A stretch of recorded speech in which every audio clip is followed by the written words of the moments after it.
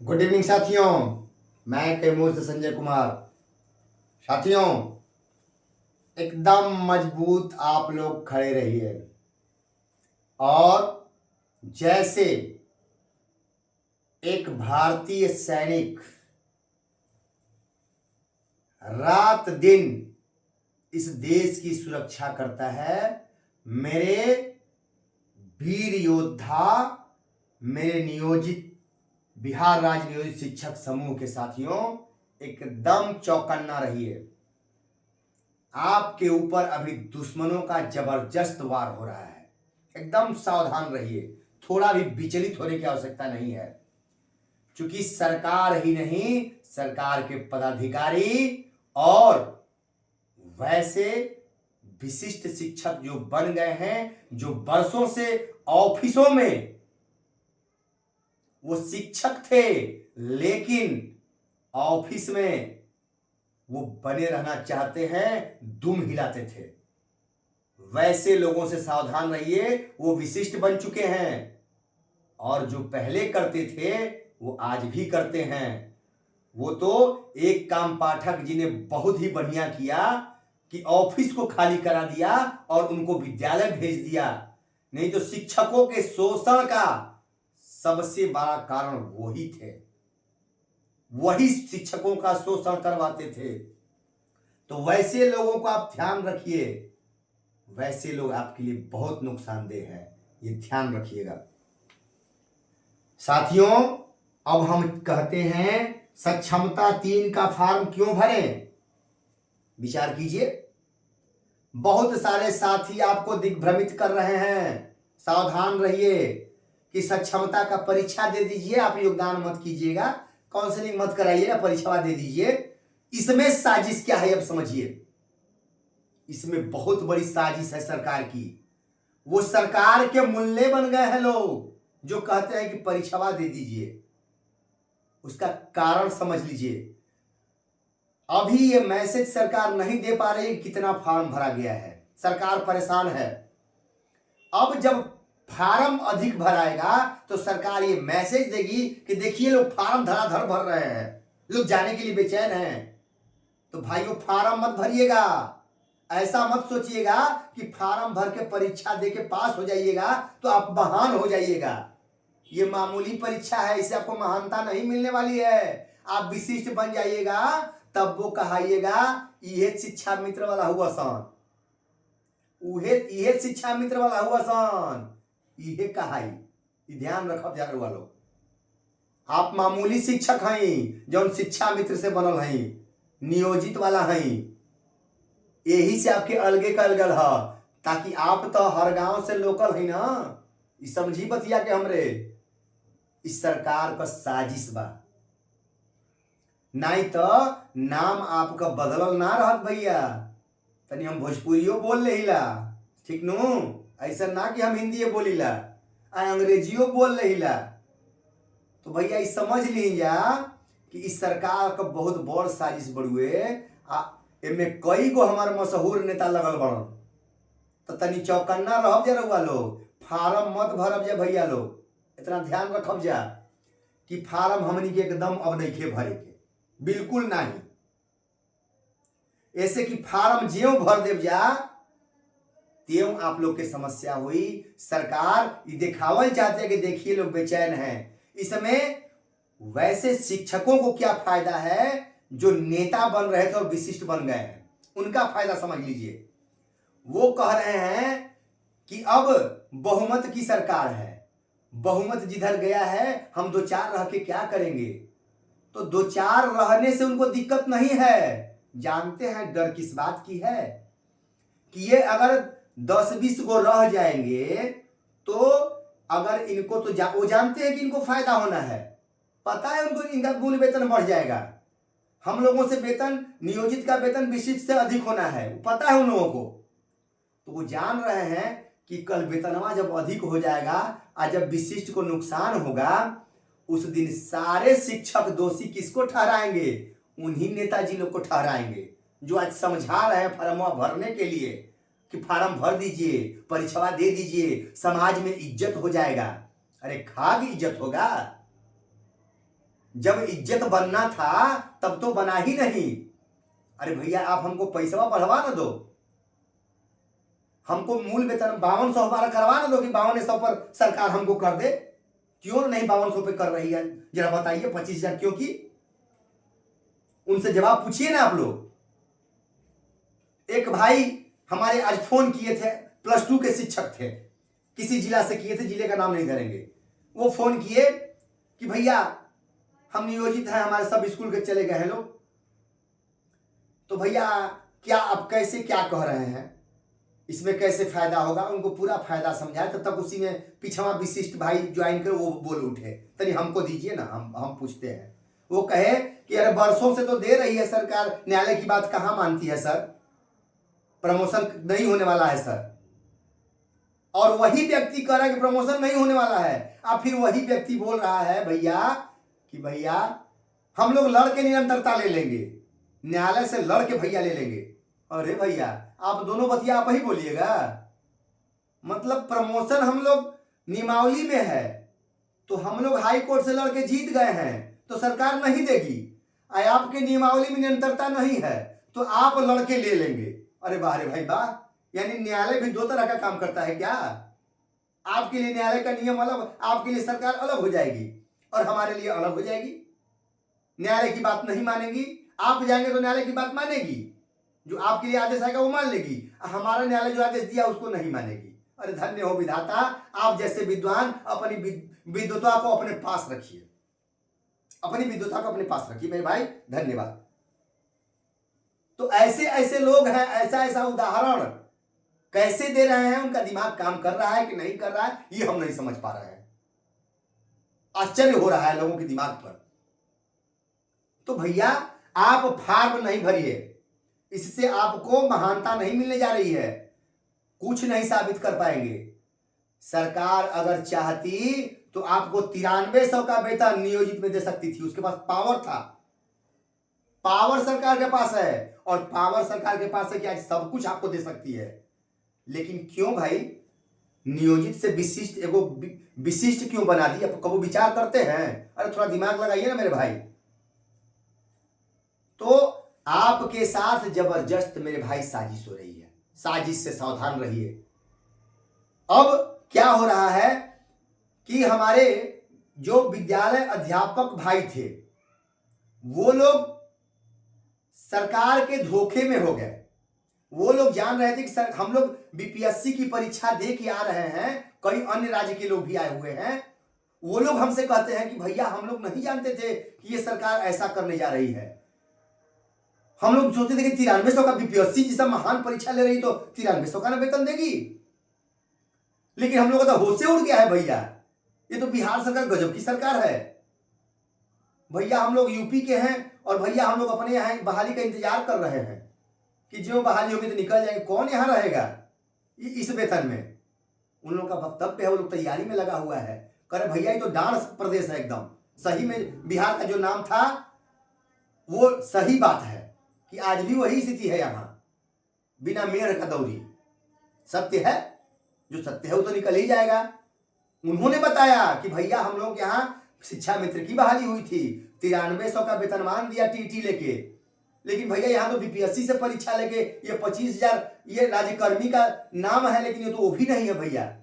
हम कहीं देख लीजिए मेरे भाई, अरे भैया हम लोग तैयारी में लगे हुए, बहाली हम लोग निकले हम लोग चले जाएंगे, हम लोग यहाँ नहीं रहने वाले हैं, यहाँ शिक्षक का इज्जत है, ऐसा लोग बोल रहे हैं मेरे भाई। ये देखिए आप किसकी बात करते हैं। मैं बिंदास बोलता हूँ और लोगों की बातों को बोलता हूँ। क्या बोलता हूँ, हम क्या बच्चों को शिक्षा दे, हमारे बच्चे कितने शिक्षक बनना चाहते हैं।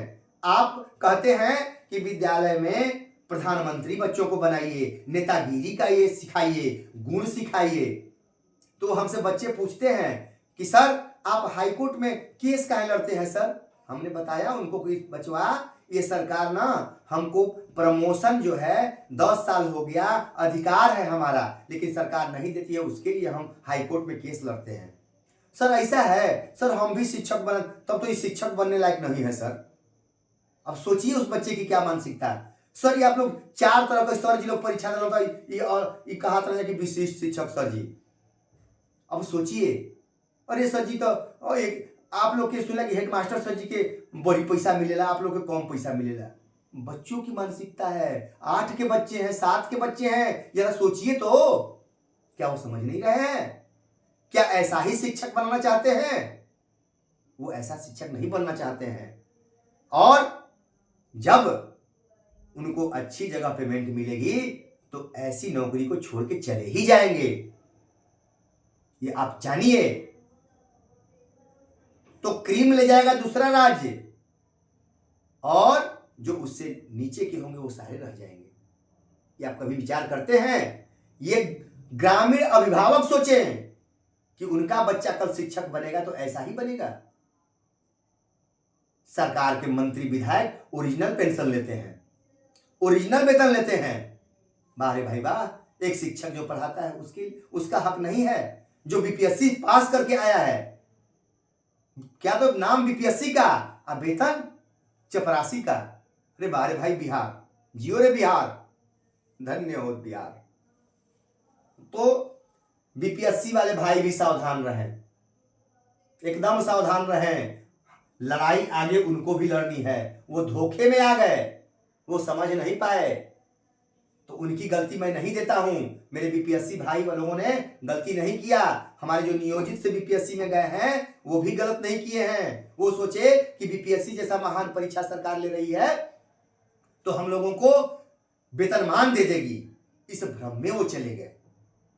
ठीक है, बाद में देखेंगे परीक्षाओं में लोग कम गए, समझ गए उन बातों को। लेकिन विशिष्ट भाइयों को ऐसी क्या गलतफहमी हो गई मेरे भाई? आपका तो पोल पर्दा खुल गया था, फिर आप क्यों गए? ये विचार में ये बिंदु है। तो ये लोग नेताओं के पीछे भागे, इनको दिग्भ्रमित करके ले जाया गया और ये लोग नेता की बात सुने। तो सबसे बड़े दोषी जो विशिष्ट बने हैं उसमें सबसे बड़े हमारे संघ के नेता हैं दोषी। मैं सीधा कहता हूं, जो तनचंदे के धंधे का खेल चला उससे बहुत शिक्षक आहत हैं। क्योंकि मैं भी जहां जाता हूं, जब लोग बात उठाते हैं तो कहीं ना कहीं इसकी बात आ ही जाती है। अब दूसरा बात है माध्यमिक शिक्षक क्या करें। बंधुओं, माध्यमिक भाई आप लोग घबराएं नहीं, आपको टाइम बाउंड प्रमोशन नियमावली में नहीं है। आपके द्वारा भी केस किया जा रहा है, इस केस में कई बंधुओं से बात हो रही है। टाइम बाउंड प्रमोशन मिलेगा और जब से आपका पूरा तभी से मिलेगा। वेतन में आप आगे हो जाएंगे, 100% आगे हो जाएंगे। इसमें संकोच मत कीजिए, थोड़ा सा धैर्य रखिए। इसमें लाइब्रेरियन भाई भी हैं। अभी आज एक लाइब्रेरियन भाई से बात हुई, उन्होंने बताया कि मैं लाइब्रेरियन हूं। हम कहेंगे टाइम बाउंड आपको मिलेगा, घबराइए मत, धैर्य रखिए मेरे भाई। आपको कहीं जाने की आवश्यकता नहीं है, जाने के बाद खो देंगे। जैसे कई फोन आते हैं, भाई जी कोनो उपाय बताइए ना कि हम लोग विशिष्ट में लौट सके। ऐसा सवाल पूछ रहे हैं लोग, विशिष्ट से नियोजित में लौट सके, ये सवाल पूछ रहे हैं। क्या भाई क्या हो गया? तो रास्ता नहीं है मेरे भाई। मैंने चलाया था यही वीडियो कि चक्रव्यूह में आप फंस गए हैं, अब मैं कुछ नहीं कर पाऊंगा। अगला बिंदु है प्रमोशन केस की ताजा स्थिति। अब बंधुओं, मेरे 63-91 केस की ताजा स्थिति आप सुन लीजिए। जैसा कि हमको खबर मिल रहा है, हमारे कुछ बंधु जो प्रमोशन के विरोधी हैं, नियोजन में भी प्रमोशन का विरोध किए हैं, नियोजित शिक्षक में भी, और आज वो विशिष्ट में चले गए हैं, आज भी विरोध कर रहे हैं कि प्रमोशन ना हो। क्योंकि वो तो जान रहे हैं कि विशिष्ट में प्रमोशन मिलना नहीं है, तो अब वो नियोजित के प्रमोशन का विरोध कर रहे हैं, आज भी लगे हुए हैं। और उनको पहले ही खबर मिल गई कि हमारे केस में, कि संजय कुमार के केस में कैमूर से डबल बेंच में जा रही है सरकार। डबल बेंच में हमारे केस में सरकार जा रही है, ऐसी सूचना मिल गई है। लेकिन अब आगे हम पता कर रहे हैं, तो डबल बेंच में क्यों गई है ये भी बात आप समझ लीजिए। क्योंकि मेरे भाई, प्रधान शिक्षक का आज तक पदस्थापन नहीं हो सका है। बहुत सारे शिक्षक अभी रुक गए हैं, सरकार बेचैन है। और आप ये जान लीजिए कि संजय कुमार का केस एक नमूना है। इतना हार्ड आदेश है कि सरकार इस आदेश से परेशान है। परिवर्तनकारी प्रारंभिक शिक्षक संघ के केस में अवमानना भी हो गया है, लेकिन सरकार डबल बेंच में आज तक नहीं गई है। लेकिन मेरे केस में क्यों डबल बेंच में अभी जा रही है, इस पे विचार कीजिए, इस पे सोचिए कि क्यों डबल बेंच में सरकार जा रही है, इस पे ध्यान दीजिए। तो डबल बेंच में इसीलिए जा रही है कि अगर नहीं गए तो प्रमोशन करना होगा, या तो राज्य सरकार के जो सचिव महोदय लोग हैं उन लोगों के ऊपर फाइन लग जाएगा। ये जान लीजिए, ऐसा केस है, ये ऐसा आदेश है। बिना डबल बेंच में जाए ये समय टालने के लिए कि 1-2 महीना का समय मिल जाएगा तो ये सब लोगों को, हम कुछ लोगों को और खदेड़ लेंगे तो सरकार का पैसा बच जाएगा। इसलिए सरकार ऐसा कर रही है। वो जानती है कि 2-3 देश में खत्म हो जाएगा, ये हमको हारना ही है। क्योंकि आपके नियमावली से मांगा गया है, नियमावली पर सरकार ने आदेश दिया है, अलग से न्यायालय का आदेश नहीं है, तो आपको देना तो ही है। लेकिन न्यायालय, यही हम लोगों के लिए बहादुरी की बात है कि न्यायालय अब ऐसा आदेश दे रहा है कि सरकार डबल बेंच में जाने को मजबूर है। और डबल बेंच में इसलिए जा रही है कि 1-2 महीना का समय मिल जाए, ताकि हम प्रधान शिक्षक वगैरह को अधिक से अधिक लोगों को इसमें से हटा लें। यही कारण है। तो समझिए इन चीजों को। लेकिन एक अवमानना नहीं है मेरे भाई, 4-4 केसों में अवमानना होने जा रहा है। किसमें डबल बेंच में जाएगी सरकार, चले, हम भी लगे हुए हैं। हम चंदा वाले धंधा वाले नहीं हैं कि चंदा वसूलेंगे और इसको वकील साहब से कहेंगे कि वकील साहब इसको खींचिए ना, अभी नहीं आएंगे। अरे नहीं मेरे भाई, 11 को पूरा, संजय कुमार 11 को पहुंच जाएगा हाई कोर्ट, ठीक है। अगर ये लोग डबल बेंच में चले गए तो ठीक है, नहीं तो अवमानना कर देंगे तुरंत। डबल बेंच में जाएंगे, पीछे से हम भी पहुंच जाएंगे। चलिए लड़ाई शुरू, कोई घबराहट नहीं है बंधु, थोड़ा भी नहीं घबराइए, ये संजय आपके साथ है। तीसरा बात आप जान लीजिए, अनुभव का महत्व। सर्विस में अनुभव का सबसे बड़ा महत्व है, इसीलिए आपकी सर्विस काटी जा रही है। मध्य प्रदेश इसकी ताजा प्रमाण है। मध्य प्रदेश इसका, मध्य प्रदेश में वहां के मुख्यमंत्री मामा जी ने राज्यकर्मी बना दिया, आज सबका शून्य कर दिया था नौकरी, ये जान लीजिए। आज वहां के शिक्षकों की हालत खराब है कि उनको ग्रेजुएटी का लाभ में नुकसान हो गया। वही मध्य प्रदेश और तमिलनाडु का अध्ययन करने के लिए बिहार सरकार भेजी थी, और वही मध्य प्रदेश के रास्ते पर चल दी है। आप लोगों को न राज्यकर्मी न नियोजित, त्रिशंकु की तरह बीच में लटका दी है। ग्रेजुएटी भी काट दिया, नौकरी आपकी काट दी। वही बात है बंधुओं। और मध्य प्रदेश के मैं संपर्क में अभी लगा हुआ हूं, और वहां का डिटेल रिपोर्ट मैं निकालने जा रहा हूं कि मध्य प्रदेश के शिक्षकों की क्या स्थिति है, क्या नुकसान हुआ है उनको, तब आपको मैं जानकारी दूंगा। नमस्कार साथियों, फिर आएंगे अगली कड़ी में। नमस्कार।